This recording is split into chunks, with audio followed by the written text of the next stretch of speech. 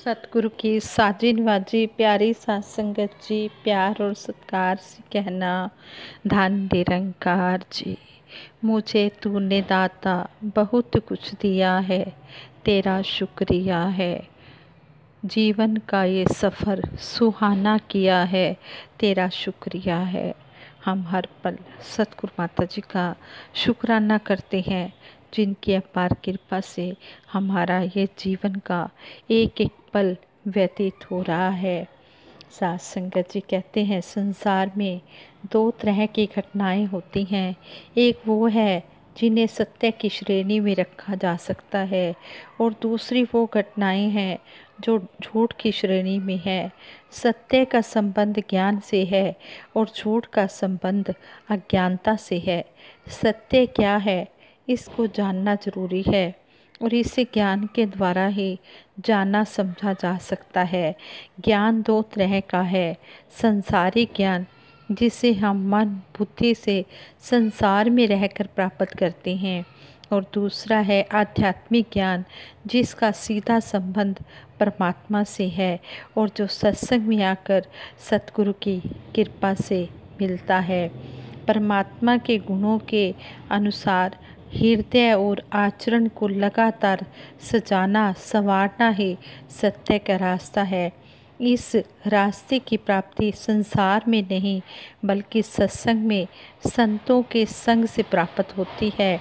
आध्यात्मिक ज्ञान की उन्नति ही सत्संग से होती है। अक्सर पहली बार जब व्यक्ति सत्संग में आता है तो उसकी धारणा होती है कि यहाँ पर कोई रामायण या श्रीमद् भागवत की कथा हो रही होगी, या फिर कोई प्रवचन हो रहा होगा। यह ठीक है कि जब हम सत्संग में आते हैं तो किसी धार्मिक विषय पर ही चर्चा होगी, ऐसी आशा के साथ ही हम सत्संग में आते हैं। लेकिन जितनी बार हमने प्रवचन सुने, उसके बाद क्या कभी गंभीरता से चिंतन किया कि इन प्रवचनों का हमारे करैक्टर का या हमारे जीवन पर कुछ इम्प्रेशन भी पड़ा, या फिर हम सिर्फ यह कह कर रह जाते हैं कि प्रवचन बहुत अच्छा था। स्वाभाविक है, प्रभु की चर्चा पर आधारित प्रवचन तो अच्छे होंगे ही, और होने भी चाहिए। साथ ही हमारे मनों में यह प्रश्न उतना ही स्वाभाविक है कि प्रवचन सुनने के बाद हमारे जीवन पर इसका कोई पॉजिटिव इम्प्रेशन पड़ा या नहीं। इस चिंतन मनन के साथ ही स्पष्ट होता है कि सत्संग में आकर हमारा आत्मिक विकास हुआ है। साथ संगत जी कहते हैं कि हमारा मन अच्छा है तो हमें कठौती में भी गंगा मिल जाती है। अगर हमारा मन अंदर बाहर से शुद्ध पाक है तो हमें परमपिता परमात्मा के दर्शन हो जाते हैं। इस तरह हम सतगुरु के चरणों में अरदास करते हैं कि सच्चे पातशाह, जिस तरह आप जी ने ब्रह्म ज्ञान देकर हमें सत्संग के साथ जोड़ा है, सत्संग करने का ढंग बताया है, सेवा करने का ढंग बताया है, सिमरन का ढंग बताया है, और सतगुरु कहते हैं कि जो अंदर बाहर से पाक साफ होकर मेरी शरण में आ जाता है, मैं उसे अपने चरणों में जगह दे देता हूँ। ये सतगुरु निरंकार ये भाव का भूखा होता है, जो इसके चरणों में भाव लेकर आ जाता है। ये उसके सारी जो इच्छाएं होती हैं, इच्छाएं यही कि मुझे सेवा सिमरन सत्संग मिले, वो उसको मिलती चली जाती हैं। कहते हैं कि ये राम नाम रूपी धन ही अंत समय में साथ जाना है। इसलिए हम जितना भी हो सके सतगुरु के चरणों में भक्ति मांगते चले जाएं।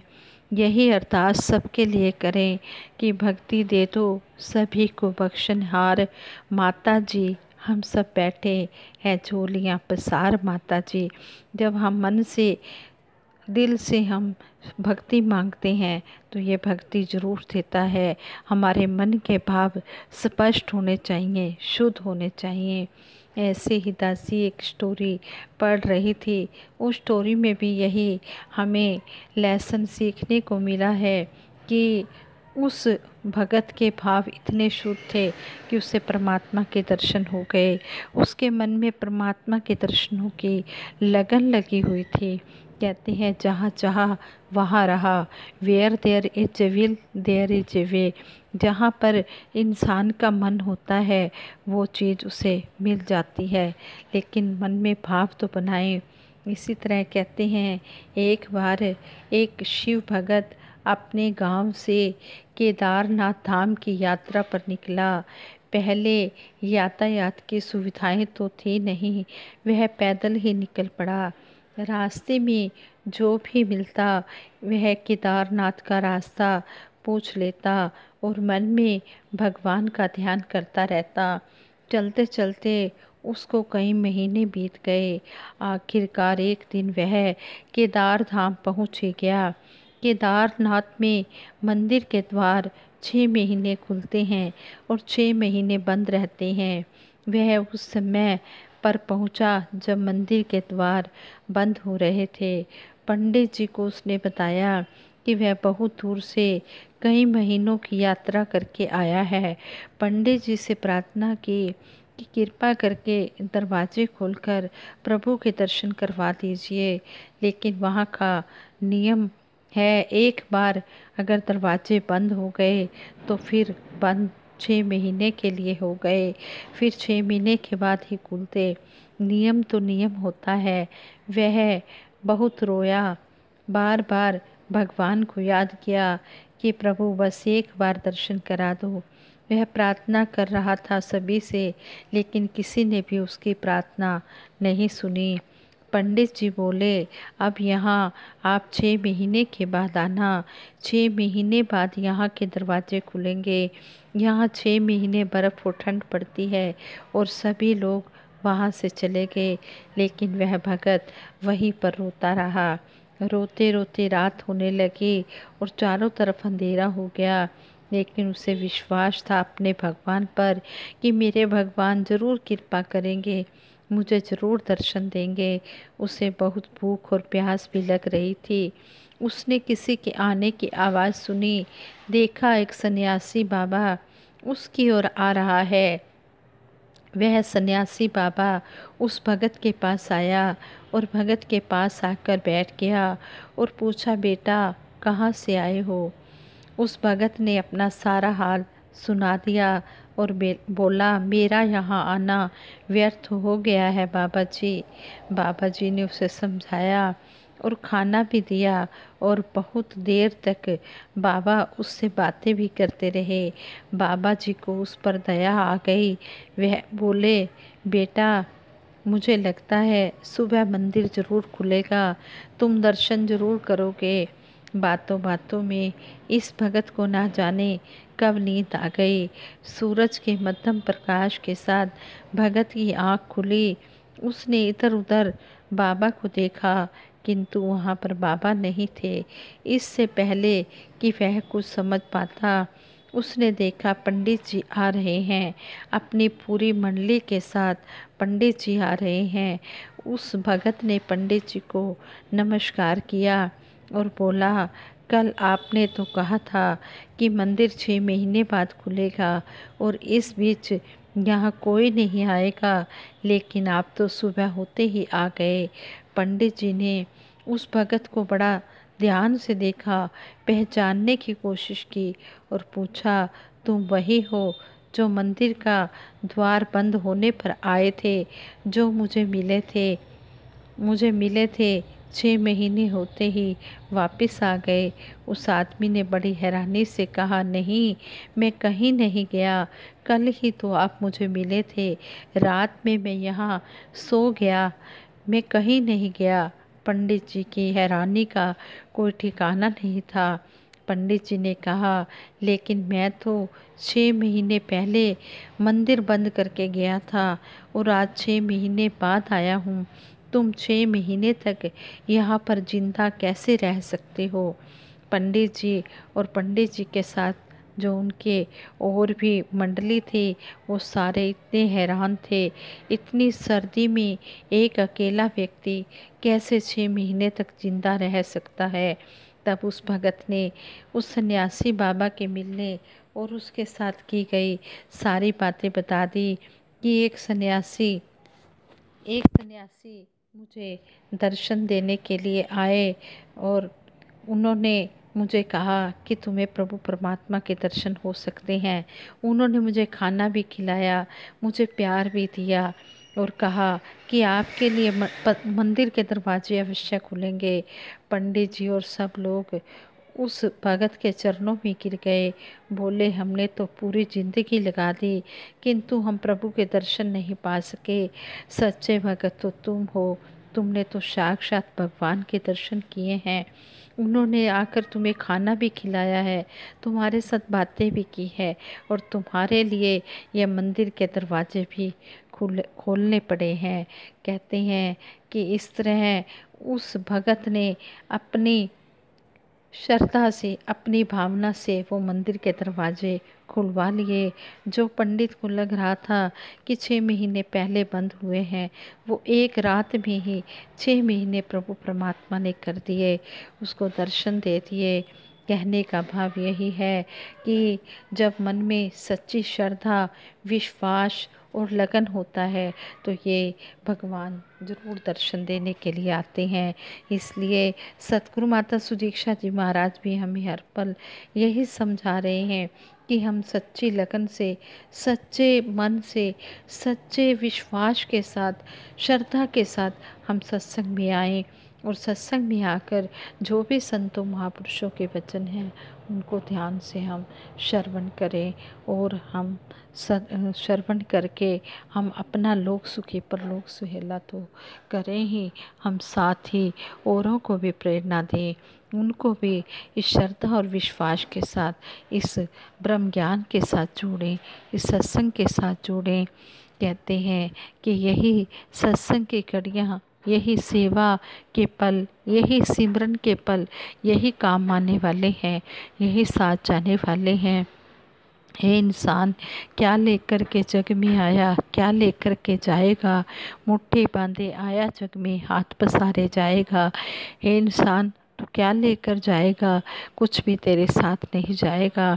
ये राम रतन धन जितना भी है यही तेरे साथ जाना है, बाकी ये दुनियावी चीज़ें सब यही की यही रह जानी है। इसलिए इनसे इतना प्यार मत लगाना। अगर प्यार करना है शुद्ध भाव से, सच्चे मन से, तो इस प्रभु परमात्मा के साथ करना है, यही तेरे काम आने वाला है। इसलिए हमें संपूर्ण अवतार वाणी द्वारा शहंशाह जी भी समझाते हैं, अंदरों बारों इको होइए, ताए रब परवान करे, कहे अवतारे भूले भाई, बंदे दा कल्याण करे। जब अंदर बाहर से हमारा मन पाक साफ शुद्ध होता है, सतगुरु के चरणों से लीप जुड़ी होती है, तो कहते हैं कि फिर प्रभु परमात्मा के दर्शन अवश्य हो जाते हैं। हम मन में अपना भाव तो बनाएं, ये प्रभु परमात्मा तो हमारे अंग संग है, सर्वव्यापक है, अंतर्यामी है, घट घट वासी है, शहर अग तो नज़दीक है, हाका मार के लेना की, ये तो हमारी श्वास नली के भी नज़दीक है।